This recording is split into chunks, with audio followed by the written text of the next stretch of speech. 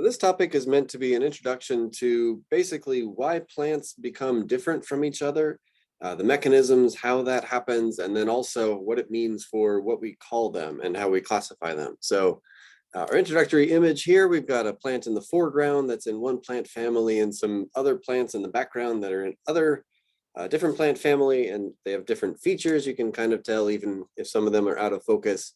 And I think I wanted to emphasize here just the habitat that they're in. So this is a rather challenging habitat for plants to grow in this sandy, dry environment, and yet many plants have achieved that. So evolution is the reason we give for how plants become different, how they take on new strategies like growing in desert environments. So just to recap, we talked earlier about plant diversity. So this is the land plants, about 450,000 plant species. And so on this image here, you can see at least two species that are obvious, the ones with the bright orange petals and the ones with the bright yellow petals growing near each other in the same environment. Those are different species and they have a different history from each other. They acquired features that make them different from each other. And if you study the topic of evolution, you kind of get at this question of, well, why did they become different?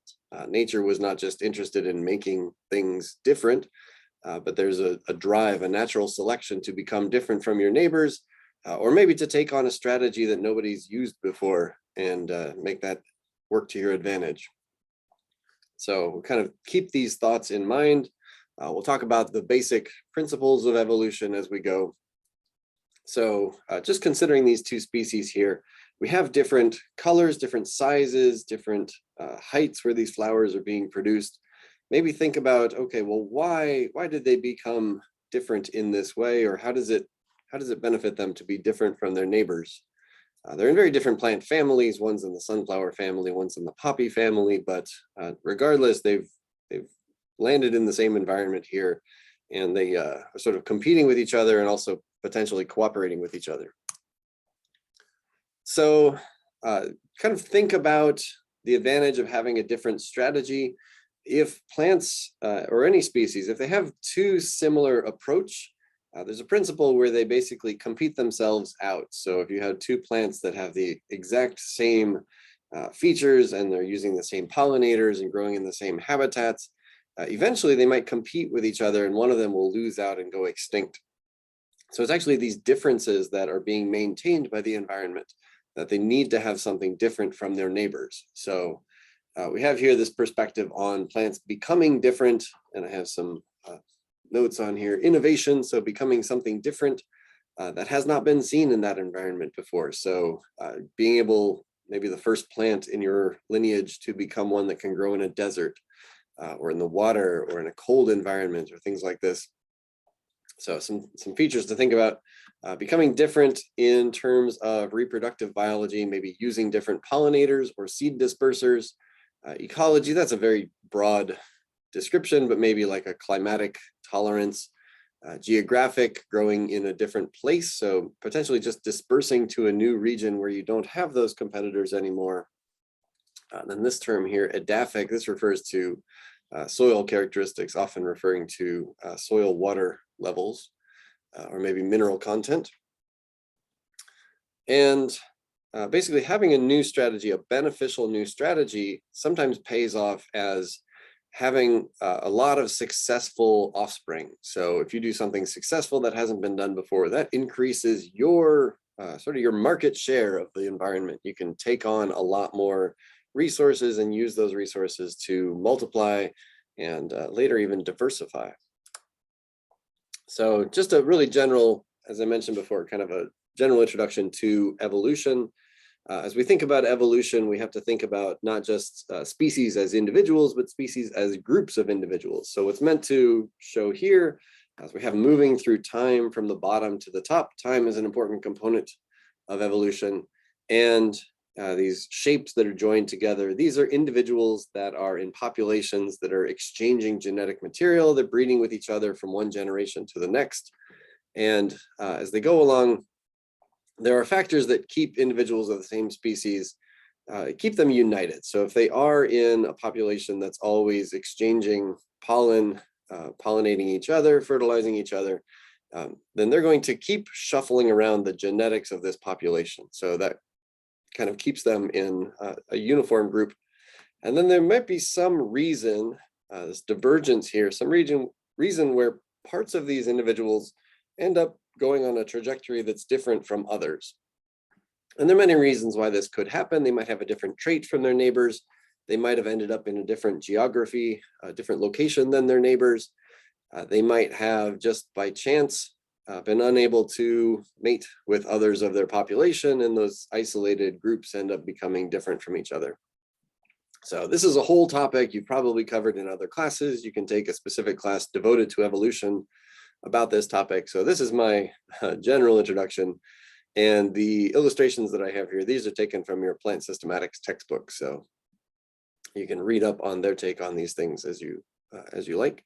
But basically, what's shown here is we have one species and it's becoming two species. So when the different groups of organisms cannot mate with each other, they have physical differences that make them something we can tell as different, then we start considering them as different species. But the principle of evolution, one of those principles is that species came from other species. So one species became two species in the process of diversification. So an increase in diversity is an increase in the number of species.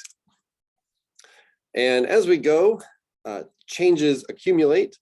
This is a similar type of graph. This is a phylogeny again. So we have an ancestral population, and then it diversifies into two lineages. This lineage diversifies into two lineages, and so on. On this graph, we're looking at time moving from left to right. So good to keep track of your time. But basically, if you ever see a phylogeny like this, the direction where the lineages are becoming more numerous, in this case to the right, those are closer to the recent present. All right, so as we go, we ended up starting with one species and finished with 6 species here, just labeled A, B, C, D, E, F. And these bars along the way, these are meant to be substantial new features that they take on as they go. So these, again, rather complex concept, but these could be accidental changes, changes in a flower color, changes in the height of a plant, changes in the number of seeds it produces, things like that. They could be changes that are directly resulting from natural selection. So evolving a new toxin to protect you from a herbivore, evolving a new way to extract nutrients from the soil. And those are changes that happen. Basically, each of these independent plant groups is taking on the environment in its own way. And if they're not comparing notes genetically, they're not mixing up their genetics by mating with each other, then they can take on their own strategies for doing well in the environment. So this is one of the general principles where basically as time goes on, changes accumulate, and that could be advantageous changes, could be just sort of incidental changes, but over time things change. And we can compare the rates that things change, features change. We can also see the rates that new groups of organisms are produced. So I suggested before that having a successful strategy to taking on your environment, that can increase the chance that you produce more offspring. And more offspring means more individuals that have later new possibilities to diversify as well. So we can look at a bigger phylogeny. This is a phylogeny of land plants. And it's got some of our big groups on here. We've got the non-vascular land plants. We've got some vascular, seedless vascular land plants. And then this block here that I've got highlighted, these are the gymnosperms. For us, those are these conifers, so pine trees and their relatives. And they are the sister group to the flowering plants or the angiosperms. So if you trace it back, there's a common ancestor here, common ancestor to all seed plants, that would be the gymnosperms and the angiosperms. And comparing those, we have a group of gymnosperms. This is basically representative of diversity. Lots of different gymnosperm groups, but not as many as we have in the angiosperms. Also, we've got a little bit more steady diversification in the gymnosperms. So diversification, then some time goes on and new diversification and so on. And the angiosperms are kind of noteworthy for having this diversification that a lot of it happened in a short amount of time. So there's like a burst on the scene of lots of new angiosperm groups in the range here. These are millions of years ago. The range from 194 million years ago up until 86 million years ago. This was a steady but kind of rapid diversification in the kinds of plants we have with flowers.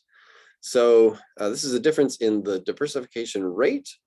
And just a little bit of a note here is that we can see this pattern if groups diversify fast or it's kind of a combination of these things, whether they might have low extinction. So making a lot of new lineages is a combination of having lots of new lineages evolve and also not a lot of lineages going extinct. And then in contrast, we could potentially in the gymnosperms, we have this diversity that might be telling us that we did have a lot of diversity at some point, but maybe some of it has died out and gone extinct. So this is the question of extinction is one that's harder to solve looking just at extant living plants. But there's a lot of information we can get from fossils to help inform that question. Basically, how much was diversification versus how much was extinction? And we can see based on these patterns of diversification, sometimes it's an interesting question where people want to get in and investigate, okay, well, was there a significant difference in the rate of diversification? And you can basically do this with a little bit of a statistical test where you have this background expectation of a constant rate of diversification. And then against that, if you have lineages that speed up more or are going a little bit slower, those can be quantified. You could put a number on that. So this one has a nice color scale. That's why I chose the image. And the lineages that are more in the red area, those are lineages that are diversifying quickly relative to the other ones. And these blue lineages are diversifying more slowly. Same pattern as we saw before. If we look at the seed plants overall, the gymnosperms down here are diversifying rather slowly relative to the angiosperms. And then these different numbers on here are points of interest in the paper. And they're pointing out certain plant groups that are a little more successful in terms of having more lineages than the background rate. So we'll go through these different plant families, but these are kind of exceptional. The sunflower family is a very successful, very numerous, rich in species plant family, as are the mustards and the grasses and so on. So these groups that have lots of species, that's often a sign of success. So having some strategy that sets them apart from their neighbors and allowed them to make lots of species. And you can approach this question, there's so many phylogenies out there. If you want to investigate a particular group, you can learn a lot about its rate of diversification.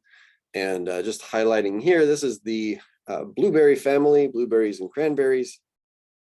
And this one's kind of an interesting one to consider because it's got a variety of strategies for how these plants grow. So we've got berries over on the left side, these fleshy, colorful, tasty, animal dispersed fruits. And then on the right, a few examples of dry, dehiscent capsule fruits. And so this could be, sometimes people do these investigations and they want to know, like, okay, we have different kinds of fruits. Is the different fruit type, is that a reason for there to be more or less diversification in a group? And you can kind of answer that question if you know the rate and the type of fruit that these different plants are producing. Same thing as I mentioned before, you can have different ecology for plants that make them successful. One of the more interesting comparisons for ecology or moving into a new habitat type as in South America, the rise of the Andes mountain range. So this is a relatively recent mountain range, and it came up and basically established a new climate for this area. So cloud forests and rainforests now exist that really didn't in the past. And they owe their existence to these Andes mountains that affect how the clouds move through and drop their precipitation.